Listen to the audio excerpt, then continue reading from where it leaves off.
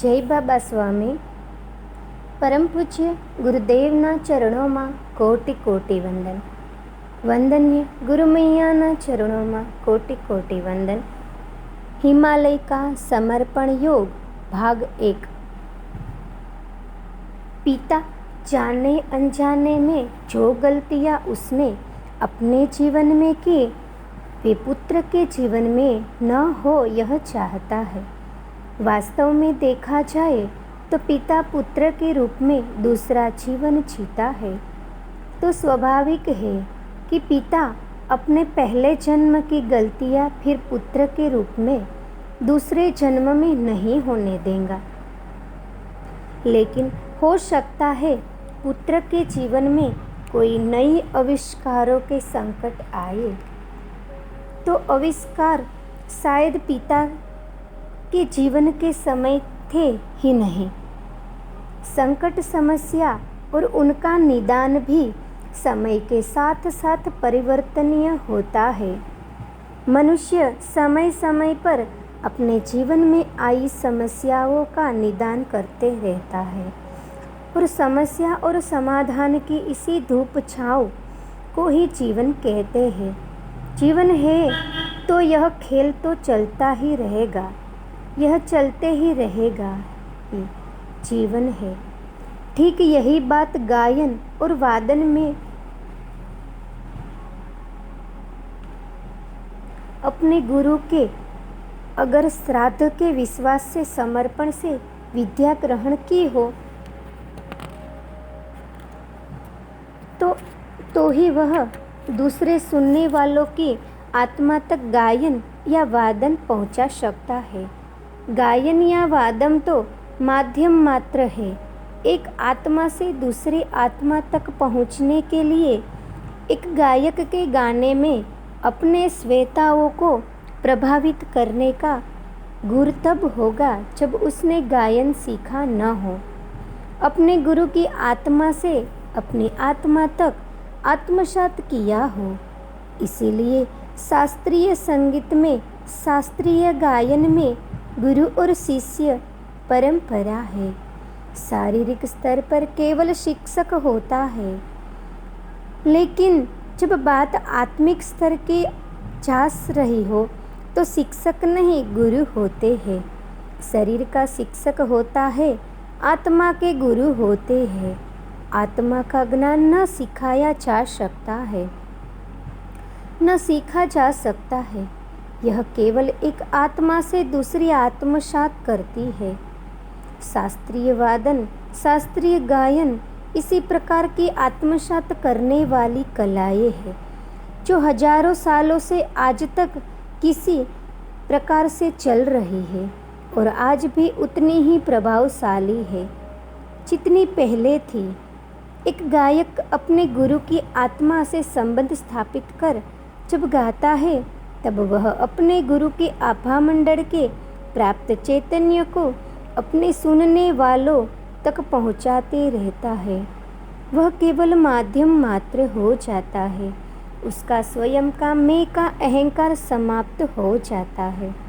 फिर गायक के मुख से गाना नहीं, चैतन्य बरसता है. बस ऐसा गायक ही अपने जीवन में अपना एक मुकाम बना पाता है. जिस प्रकार से वादन शास्त्रीय गायन में है, ठीक इसी प्रकार से ध्यान में है. ध्यान का ज्ञान आत्मा से आत्मा तक पहुंचा हुआ ज्ञान है. ध्यान कोई सीखा नहीं सकता है और कोई भी सीख नहीं सकता है. यह सीखने और सिखाने के ऊपर की विद्या है.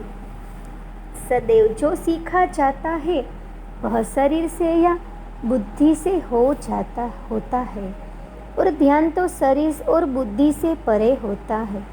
ध्यान सिखाने के लिए गुरु स्वयं कुछ नहीं करते. ध्यान सीखना गुरु के बस में ही नहीं है. कोई भी गुरु इस दुनिया में ध्यान नहीं सिखा सकते, क्योंकि गुरु ने भी अपने गुरु से ध्यान सीखा हुआ नहीं होता है. ध्यान मार्ग में गुरु का कोई महत्व ही नहीं है. गुरु ध्यान मार्ग में कोई काम के का नहीं है, क्योंकि वे इसमें कुछ भी नहीं करते हैं. गुरु स्वयं अपने लिए कुछ नहीं करते हैं, वे शिष्य के लिए क्या कर सकते हैं। शारीरिक स्तर पर गुरु बेकार है, शरीर और बुद्धि के स्तर पर गुरु के पास से सीखने जैसा कुछ नहीं होता। उल्टा गुरु को व्यावहारिक जगत के आचार विचार का, सामाजिक व्यवहार का कोई ज्ञान नहीं होता है। गुरु का आचरण भी लेने सरीखा नहीं होता है। वे आचरण भी ऐसा नहीं करते कि कोई आचरण से कुछ ज्ञान ग्रहण कर सके। गुरु का बोलना भी असंगत ही होता है। बोलते समय उसकी बातों को भी कभी नहीं समझा जाता है। सामान्यतः गुरु की बातें उनके जीवन काल में समझी नहीं जाती है, यानी गुरु प्रवचन देने के भी काम के नहीं है। उनसे सुनकर भी कुछ ज्ञान नहीं मिल सकता, क्योंकि उन्होंने सुनकर वह प्राप्त ही नहीं किया है। जिस प्रकार ध्यान उन्हें प्राप्त हुआ है, इस प्रकार से आप प्राप्त नहीं करते, तब तक उसकी सब बातें बकवास होती है। वे तुम्हें मूर्ख बनाते रहते हैं। वे तब तक मूर्ख बनाते रहेंगे जब तक तुम बनने के लिए राजी हो। जब मूर्ख बनकर तुम थक जाओगे और जब तुम सोचोगे कि गुरु क्या बार बार ये बकवास करते रहते हैं, फिर भी हम लोग क्यों उनकी बकवास सुनते हैं, क्यों आते हैं, क्यों हमें इनके सानिध्य में अच्छा लगता है, कौन सा ऐसा आकर्षण है इनमें जिस कारण हमें खींचे चले आते हैं। न तो ये सुंदर है, न इनकी भाषा सुंदर है, न अच्छा चलते हैं, न इनके पास कोई बुद्धि है, न ये बुद्धिमान है, न ये कोई ज्ञानी है, ये कोई भी तो नहीं है। फिर भी इनके सानिध्य में क्यों अच्छा लगता है, हम क्यों बार बार आते हैं, क्यों क्यों क्यों। जब आप इस क्यों की ओर सोचोगे तो स्वाभाविक ही अपना ध्यान उन गुरु के शरीर के परे उनकी शक्तियों पर जाएगा और एक क्षण में घटना घटित हो जाएगी। और इसी क्षण का प्रत्येक गुरु पल के बिछाए इंतजार करते हैं। गुरु का शरीर निमित्त है, चैतन्य का जहाँ आप झुके कि उसका रास्ता बन गया। फिर आप चाहे न चाहे अपार चैतन्य रूपी अमृत बस बरसता ही जाएगा। गुरु की आत्मा के सामने झुके बिना गुरु स्वयं शरीर से कुछ भी नहीं दे सकते हैं। गुरु स्वयं कुछ दे नहीं सकते, गुरु से लेना पड़ता है। झुककर जिसे झुकना आ गया वह खुद ही पा लेगा। वास्तव में झुकना यानी एक आत्मा के सामने अपने ग्रहण करने की इच्छा शक्ति दर्शाना है, क्योंकि ध्यान आत्मा ज्ञान से प्राप्त हो सकता है और यह केवल शारीरिक स्तर पर नहीं होना चाहिए। मान लो एक बहुत बड़ी पानी की टंकी है और उस टंकी में एक पाइप डाला हुआ है और उस पाइप का दूसरा सिरा किसी ने मुंह में पकड़कर रखा है और ऐसा सिरा मुंह में जीवन भर भी पकड़कर रखा तो भी उस व्यक्ति को टांकी में रखा हुआ पानी पीने के लिए नहीं मिलेगा। उस सिरे को मुंह में रखकर खींचना होगा, तभी पानी मुंह में आ सकता है। दूसरा, स्वयं पाइप में पानी नहीं है जो पाइप को मुंह में रखने से पानी मुंह में आए। पाइप एक माध्यम मात्र है। पानी टंकी के अंदर पाइप के द्वारा आ सकता है, पर पानी उस पाइप में नहीं है, यह ध्यान रखना होगा। ठीक उसी प्रकार से गुरु सदैव चैतन्य से जुड़ हुए होते हैं, पर गुरु में चैतन्य नहीं है और न गुरु स्वयं चैतन्य दे सकते हैं। गुरु के ही माध्यम से चैतन्य मिल सकता है, तो गुरु के शरीर के माध्यम के परे ही जाना होगा, तभी ध्यान की प्राप्ति हो सकती है। हाँ, यह बात जरूर है, जिसके मुंह में ही पाइप नहीं है, उससे जिसके मुंह में पाइप है उसे पानी मिलने की अधिक संभावना है, क्योंकि पाइप खोजना नहीं है, खोजा हुआ है, पकड़ा हुआ है। बस पाइप का उपयोग करना बाकी है। गुरु को पकड़ना ही काफ़ी नहीं है, गुरु के शरीर रूपी माध्यम के परे झांकने की आवश्यकता है। आध्यात्मिक क्षेत्र में गुरु सानिध्य का समय जीवन का सर्वश्रेष्ठ समय होता है, पर ऐसा सानिध्य का समय साधक को उसके पूर्व कर्म के अनुसार ही प्राप्त होगा। यह साधक के जीवन का सुनहरा पल होता है। प्रायः देखा गया है, जीवन में सुनहरे पल कम ही रहते हैं, बाकी समय तो उन पलों को याद करके ही निकलना होता है। इसीलिए यह समझना होगा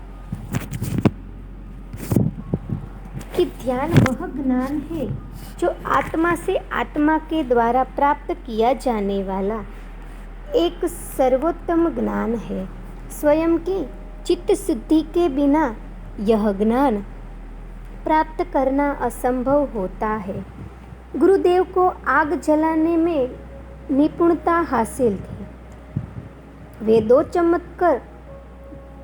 चकमक पत्थरों के पास घास रखकर आग जलाते थे और इतनी आसानी से जलाते थे कि कभी कभी लगता था दो पत्थरों से चिंगारी निकलती है, या वे पत्थरों को माध्यम बनाकर अपनी चित्त शक्ति से आग जला लेते हैं।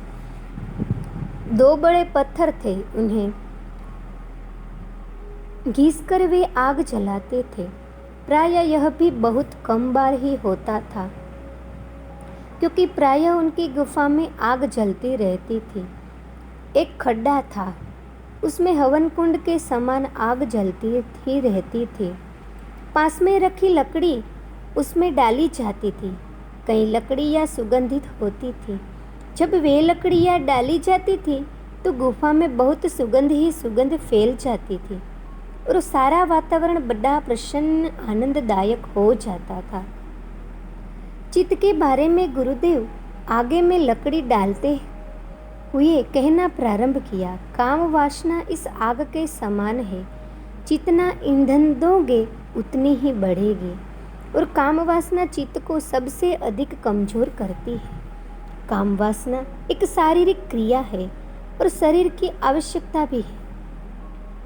काम वासना की तृप्ति से मिलने वाला सुख शाश्वत सुख नहीं है, क्षणिक सुख है, लेकिन यह अनुभव करके ही जाना जा सकता है, क्योंकि यह शाश्वत सुख होता तो काम वासना की तृप्ति वाले सभी लोग सुखी होते, लेकिन ऐसा नहीं है।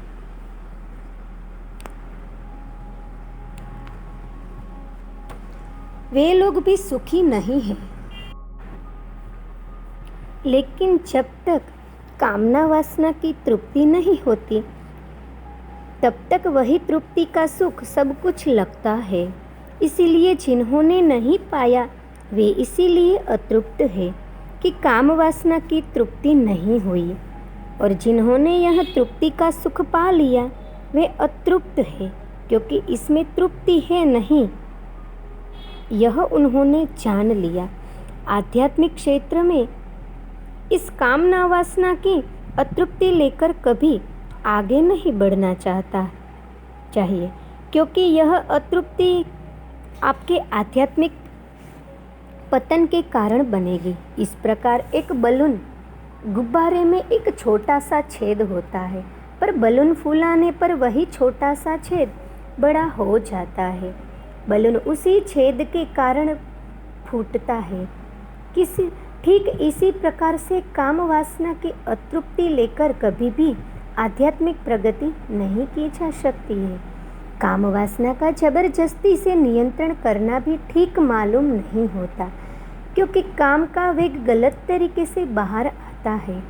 कई बार ऐसा होता है कि एक साधक जीवन भर काम वासना के ऊपर जबरदस्ती से नियंत्रण करता है और अपनी वृद्धावस्था में किसी छोटी लड़की पर बलात्कार का पाप करता है, यानी जबरदस्ती से दबाया गया आवेग गलत तरीके से बाहर आ गया।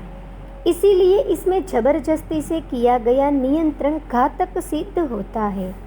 एक साधक शारीरिक स्तर को पार कर आध्यात्मिक स्तर पर पहुंच जाए तो उसका काम वासना पर स्वाभाविक रूप से नियंत्रण हो जाता है।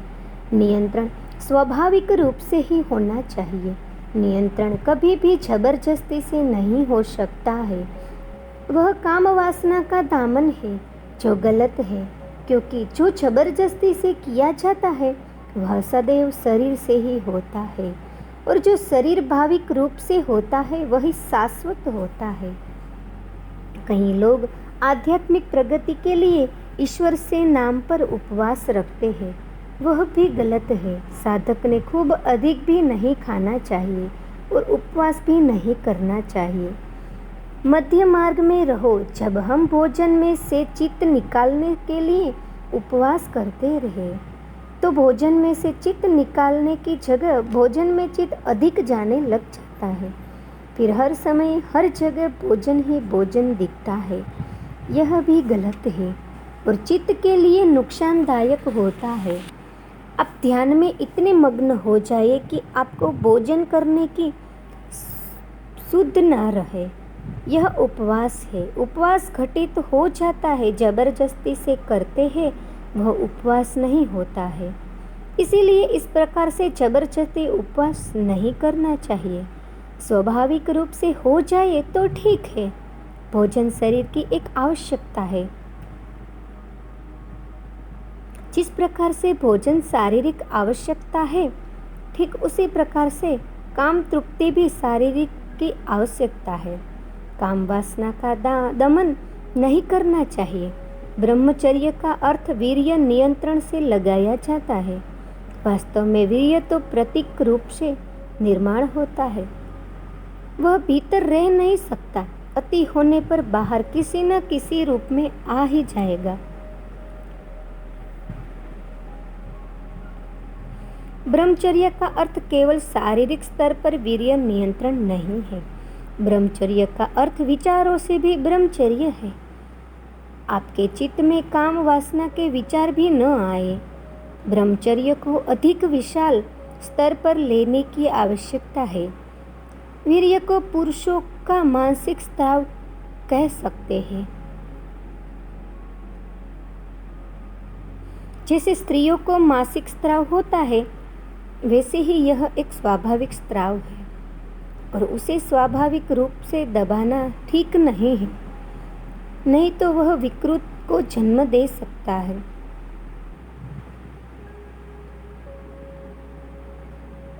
कुछ साधक वीर्य नियंत्रण को युद्ध स्तर पर लेते हैं। कई लोग उसके लिए गांजा का सहारा लेते हैं और उसे दबाने का प्रयास करते हैं। कई जड़ी बूटियां खाते हैं। यह सब शारीरिक स्तर पर करने की आवश्यकता ही नहीं है। काम वासना में स्त्री समाधान को प्राप्त कर सकती है, पुरुष नहीं। यह दोनों की शारीरिक बनावट के कारण होता है। कुछ वर्षों के बाद स्त्री काम वासना से मुक्त हो जाती है, पर पुरुष कब्र में पैर डाले हुए हो तो भी काम वासना से मुक्त नहीं हो पाता है। इसलिए इससे मुक्ति पुरुष की तुलना में स्त्री के लिए अधिक आसान होती है। यह होना चाहिए, शारीरिक जबरदस्ती से नहीं होना चाहिए। मेरी सुबह कब होती है और शाम कब होती है, इसका मुझे जंगल में पता ही नहीं चलता था। मुझे यहाँ पर आए कितने दिन हो गए थे क्या मालूम। मैंने यहाँ आते समय एक छोटा कैलेंडर साथ में लाया था और रोज नियम से सूर्योदय होने पर उस दिन की तारीख को काट देता था। ऐसा काफी दिनों तक चला, लेकिन बीच में जो बड़ी गुफा में गुरुदेव के साथ गया, वहाँ के कुछ हिसाब गड़बड़ हो गए। ऐसा लगता था कुछ अधिक दिन ही बीत गए हैं, ऐसा प्रतीत हो रहा था। अब अंधेरे का डर, जंगल में जानवरों का डर, इसी जंगल में रह जाने का डर, मर जाने का डर समाप्त हो गया था। अब घंटों में उस जलप्रपात को गिरते हुए देखता था। कई बार काफी दिनों तक गुरुदेव ध्यान में ही होते थे। मैं गुफा की साफ सफाई करना, लकड़ियाँ तोड़कर इकट्ठा करना, फल तोड़कर रखना, आसपास के परिसर को स्वच्छ रखना, अग्नि सदैव प्रज्वलित रखना, ये कार्य करता। अग्नि का साथ मेरा पक्का साथ था।